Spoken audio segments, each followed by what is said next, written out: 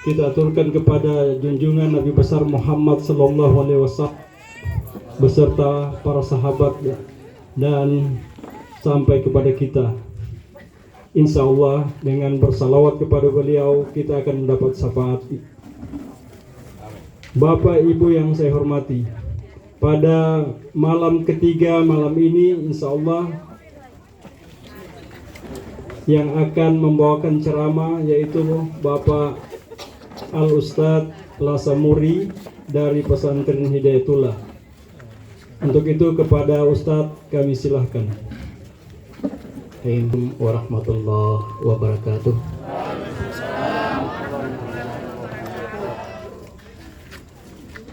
Tabarakalladzi biyadihil mulk wa huwa ala kulli syai'in qadir. Alladzi khalaqal mauta wal hayata liyabluwakum ayyukum ahsanu amala wa huwal azizul ghafur. Asyhadu an la ilaha illallah wa asyhadu anna Muhammadan abduhu wa rasuluh. Allahumma shalli wa sallim ala sayyidina Muhammad wa ala alihi wa sahbihi wa man tabi'ahum bi ihsanin ila yaumil din. Amma ba'd. Bapak-bapak, ibu-ibu, jamaah takziah yang insya Allah senantiasa mendapatkan cucuran hidayah, maunah, inayah, taufik dan hidayah dari Allah Subhanahu wa Ta'ala, dan terkhusus kepada keluarga yang sedang berduka. Semoga Allah Subhanahu wa Ta'ala menambahkan kekuatan, kesabaran, dan segera digantikan dengan hikmah yang indah dari Allah Subhanahu wa Ta'ala atas musibah yang menimpa.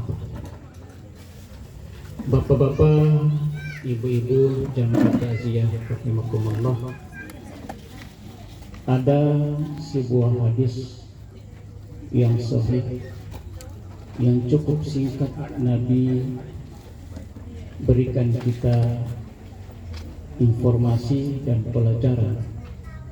Dalam sebuah hadis yang singkat Nabi bersabda, ad-dinu nasihat.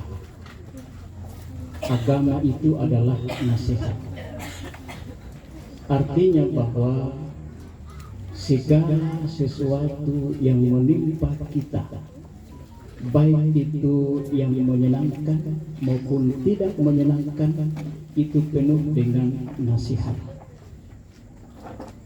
Para ulama mengelompokkan nasihat itu ada dua golongan. Yang pertama adalah nasihat yang berbunyi, yakni Al-Quran dan hadis. Dan kelompok yang kedua adalah nasihat yang tidak berbunyi atau nasihat yang diam. Dia adalah kematian.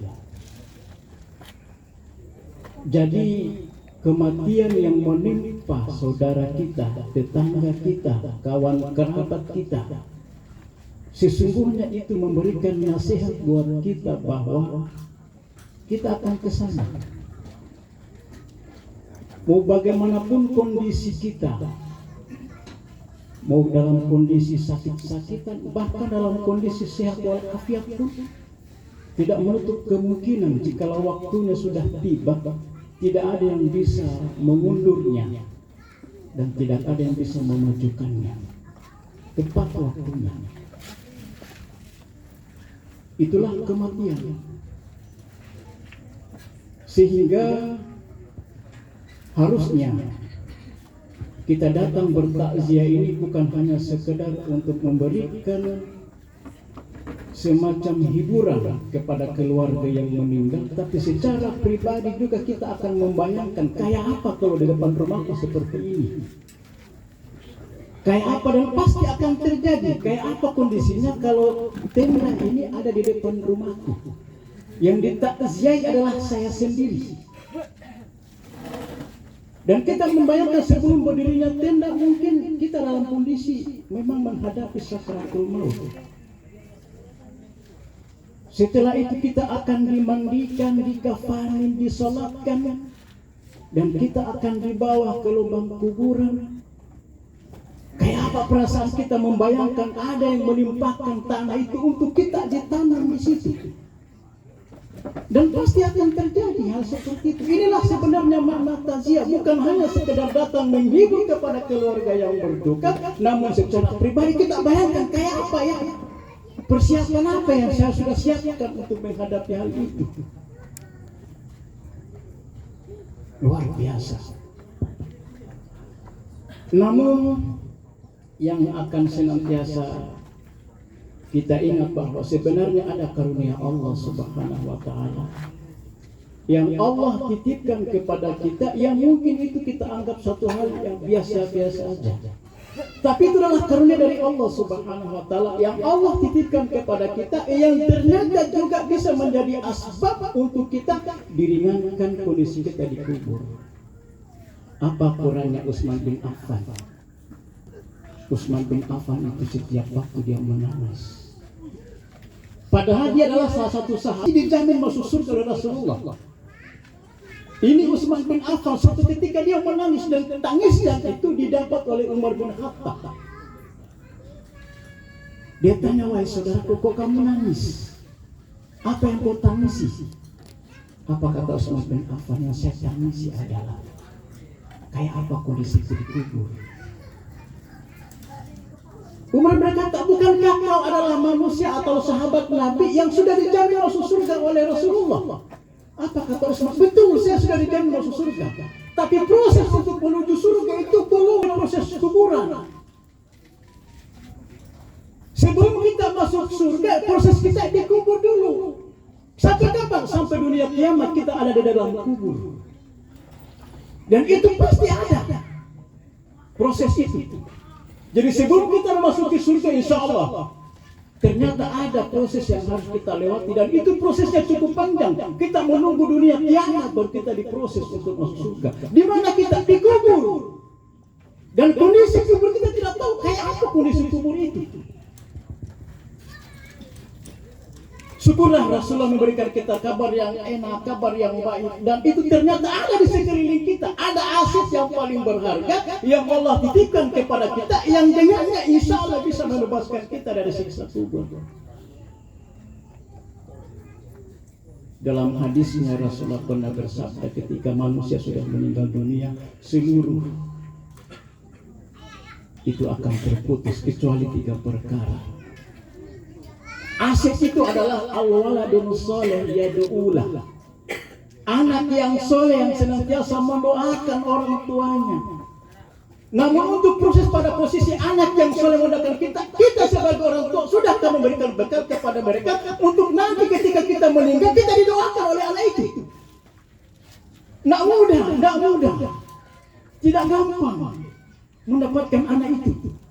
Apa kurangnya Nabi Ibrahim dengan Nabi Yakub? Apa kurangnya Nabi Ibrahim sama Nabi Yakub? Tidak ada kurangnya untuk mereka. Tapi mereka senantiasa berwasiat kepada anaknya. Innallaha astafa lakumuddin fala tamutunna illa wa antum muslimun. Itu pesannya Nabi Ibrahim dan Nabi Yakub untuk anak-anaknya. Ya bani, innallaha astafa lakumuddin fala tamutunna illa wa antum muslimun. Tiap waktu selalu diucapkan itu seorang nabi kepada anak-anaknya. Wahai anakku, sesungguhnya Allah sudah memilih agama ini yang tepat untuk kita. Pilihan yang tepat untuk kita. Maka dari itu tolong jangan tinggalkan agama ini sampai kau meninggal dunia. Ini Nabi Ibrahim dengan Nabi Yakub. Bahkan Nabi Ibrahim belum yakin kalau anaknya itu sudah beriman. Padahal Nabi Ibrahim kita kenal sebagai Abul Anbiya, bapaknya para nabi. Semua nabi nyaris, dan bahkan Rasulullah sendiri adalah cucunya Nabi Ibrahim. Tapi ketika dia mau meninggal dunia, Nabi Ibrahim belum yakin ini anak saya sudah beriman apa belum nih. Maka senantiasa berwasiat kepada anaknya ketika mau meninggal, dia sudah sakaratul maut, sempat dia ingat kepada anaknya. Apa kata mereka? Mata ta'buduna min ba'di. Anakku, kalau bapak sudah meninggal, kira-kira siapa yang kau sembah? Ini Nabi Ibrahim, bapak. Sempat dia bertanya kepada anaknya, pada posisi sudah sakratul maut, ma ta'buduna min ba'di, kira-kira siapa yang kau sembah sepeninggalku ya wahai anak-anakku. Dan betapa bahagianya Nabi Ibrahim ketika mendengar jawabannya, serentak semua anaknya menjawab, qalu na'budu ilahaka wa ilaha aba Ibrahim Ishaq wa Yaqub ilaha wahidah wa nahnu lahu muslimun. Jangan ragu Bapak, jangan ragu. Kami akan beriman kepada Tuhanmu wahai Ibrahim, Tuhan Nabi Ishaq, Tuhan Nabi Yaqub. Siapakah dia? Ilaha wahidah, Allah yang esa. Wa nahnu lahu muslimun, dan kami termasuk orang-orang yang berserah diri. Ini Nabi Bapak. Kita kayak apa? Kita bukan Nabi, tapi kita pernah tidak ada keresahan untuk anak kita ini. Anak saya sembahyang tidak, anak saya sembahyang tidak. Padahal itu perintah dari Allah Subhanahu Wa Taala dalam surat At-Taha ayat 31-32. Allah perintahkan kita, apa perintah Allah? Wa'mur ahlaka bis-shalah wastabir 'alaiha. Tolong perintah anak untuk sembahyang. Ini perintah Allah. Nah, namanya perintah Allah sebenarnya sifatnya itu fardu ain, bukan fardu kifayah. Wa'mur ahlaka bis-salati wastabir 'alaiha. Nahnu narzuqukum wa nahnu narzuquhum. Allah akan mengatakan kepada kita, wahai manusia, tolong perintahkan anak untuk sembahyang. Yang namanya memerintahkan anak untuk sembahyang memang berproses. Jangan dipaksa. Setiap kali mau sembahyang maghrib, panggil anak-anak, ayo kita sembahyang. Mau sholat isya, ajak mereka sembahyang. Mau sholat subuh, tolong dibangunkan dengan percikan air yang dingin supaya mereka terbangun. Mau sholat zuhur, ingatkan nak sudah sembahyang atau belum. Mau sholat asar, begitu pun seperti itu. Ingatkan mereka sembahyang. Persoalan mereka mau sembahyang atau tidak, itu bukan hak kita, itu adalah hidayah dari Allah Subhanahu Wa Taala. Yang penting tugas kita ingatkan mereka untuk sembahyang. Kita yakinlah bahwa memang sekarang dia belum sembahyang, tapi kita selalu suruh untuk mereka sembahyang. Bisa saja. Kita sudah meninggal Pak, baru mereka sembahyang. Tapi perintah itu untuk kita laksanakan, selalu suruh mereka untuk sembahyang. Mungkin mereka kita sudah dewasa baru mereka ingat pesan-pesan itu, tapi mereka tidak akan pernah lupakan pesan itu. Ketika kita sudah tidak ada, baru teringat dulu mamaku masih hidup, disuruh saya sembahyang. Dulu bapakku setiap kali mau sembahyang dia suruh saya sembahyang. Nanti kita meninggal dunia Pak, baru mereka teringat dan pasti akan dilaksanakan perintah itu. Apa kurangnya kita dengan Nabi Muhammad SAW? Nabi Muhammad itu jangan dikira Pak kualitas sahabatnya sekelas Abu Bakar As-Siddiq. Enggak. Jangan dikira sahabat-sahabat Rasul itu sehebat seperti Abu Bakar As-Siddiq. Enggak, ada juga sahabat yang memang kurang ajar. Sebagai contoh saja ada satu sahabat, itu baru satu dan banyak yang lain. Dia datang kepada Rasulullah, ya Rasulullah, saya ingin masuk Islam. Terus, tapi saya pemain perempuan. Ini sahabat Nabi. Ya Rasulullah, saya senang dengan Islam, saya suka sembahyang. Tapi saya ini ada yang bisa kutinggalkan. Apa itu? Saya pemain perempuan, saya berzina. Apa kata Rasulullah? Tidak apa-apa. Tidak apa-apa. Cuma satu pesanku. Apa itu? Jujur. Sahabat mengatakan, ringan sekali kau cuma sekadar jujur. Silakan kau berzina, silakan kau main perempuan. Tapi satu pesanku sama kamu, jangan kau langgar ini pesanku. Apa itu? Kau harus jujur. Mudah sekali kalau sekedar jujur ya Rasulullah. Malam begini mungkin habis sembahyang Isya sudah mau melakukan aksi lagi dia. Ini bagoda. Dia mau main perempuan. Apa yang terjadi? Ketika dia melangkahkan kaki, dia ingat pesan Rasulullah, ya Rasulullah. Tadi pagi suku bilang sama saya harus jujur. Saya malam ini mau bebazina. Tapi kayak apa saya besok pagi kalau ketemu dengan kau? Sementara saya berbohong. Enggak jadi Pak. Betul-betul dia enggak jadi berzina. Nabi katakan silakan. Tapi saya pesanku kasih, tolong lakukan itu.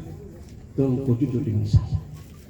Pesan inilah yang dia ingat terus Sehingga ketika dia mau berzina, dia ingat pesan Rasulullah. Kayak apa nanti kalau ketemu Rasulullah? Kalau saya bohong, nggak jadi berzina. Dia datang ke Rasulullah, ya Rasulullah, saya sudah lakukan sesuatu pekerjaan yang tidak bagus, namun ternyata saya tidak sanggup. Tolong nasihati saya. Apa kata Rasulullah? Sebelum kau berzina, kau ingat perempuan yang akan kau zinai, dia itu punya anak. Kayak apa pendapatmu kalau mamamu yang dizinai? Nangis dia. Perempuan yang kau zinai itu punya saudara. Kayak apa kalau adikmu yang dizinai? Perempuan yang kau zinai itu punya suami. Kayak apa kalau istrimu yang dizinai? Luar biasa. Begitulah cara Rasulullah memberikan nasihat. Nah itu juga kita harus berikan kepada anak kita. Jangan dipaksa mereka. Tapi memang senantiasa kita harus rutinkan pesan-pesan itu kepada anak-anak kita. Bahwa tolong jangan tinggalkan sembahyang. Jangan tinggalkan sembahyang. Karena yang kita butuhkan adalah ketika kita meninggal dunia, mereka mengangkat tangannya. Mungkin ketika kita pertama kali, bukan pertama kali, pas kita meninggal dunia, mereka pertama kali sembahyang untuk sembahyang jenazah. Setelah itu mereka tidak akan tinggalkan sembahyang waktu dan mereka mengangkat tangannya untuk mendoakan kita. Ini yang kita butuhkan. Ini aset dari Rasulullah. Bahwa anak yang soleh, anak yang mendoakan kedua orang tuanya itulah yang akan mendapatkan, orang tuanya akan mendapatkan keringanan di kubur. Yang kedua, masih ada waktu Pak? Lanjut ya. Ada sedikit informasi bahwa beberapa kali juga melakukan pemakaman. Ada beberapa saya dapatkan di pemakaman. Kuburnya harum. Kuburnya haram. Ada suatu ketika saya masih di Morowali, ada satu laki-laki yang tidak pernah sembahyang, sudah tua, umurnya 60 tahun. Dia gali kubur, baru sesiku, dia sudah marah-marah. Dia bilang, kalau gali kubur itu jangan pakai parfum lah. Kita tidak tiba pesta ini, kita gali kubur, jangan pakai parfum. Yang lain banyak situ juga yang pakai parfum, tidak ada yang pakai parfum. Masya Allah, begitu dicek ternyata tempat itu dari dalam kubur.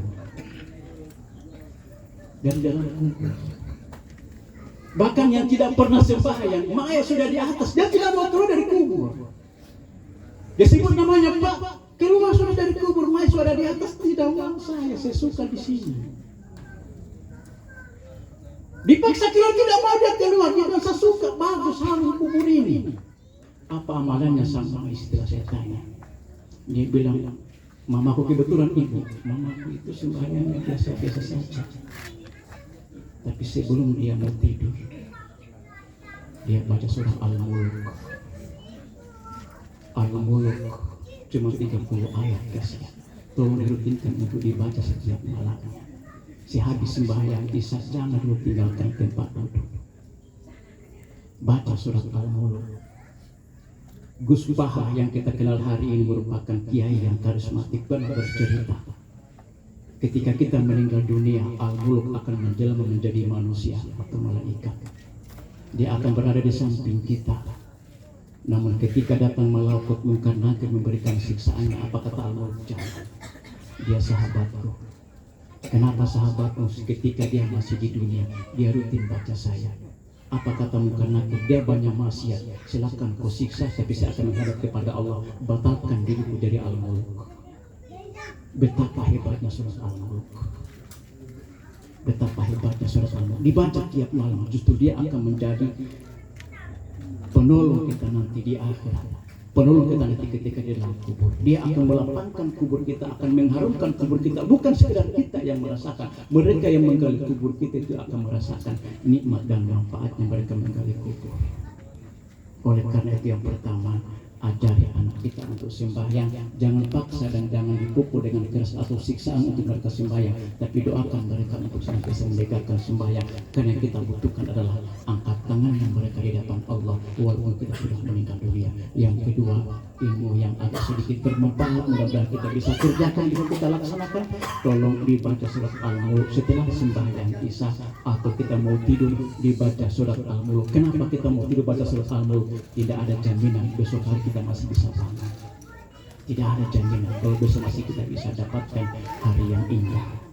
Oleh karena itu, mudah-mudahan takziah kita pada malam terakhir ini mendapatkan keberkahan, kenikmatan dan tambahan ilmu, dan mudah-mudahan kita bisa praktekkan. Amin, amin. Nantinya kita bisa menghadapi sakaratul maut kita dalam kondisi husnul khatimah. Amin. Dan terakhir, untuk mendapatkan manfaat daripada hadirnya kita di tempat ini, tidak salah dan mungkin agak sedikit memberi manfaat adalah kita doakan kepada Pak Rusli, almarhum Rusli, karena sesungguhnya doa yang kita panjatkan bukan hanya untuk Pak Rusli almarhum, tapi apa kata malaikat, kalau kau mendoakan saudaramu, sesungguhnya doa itu akan kembali kepada dirimu.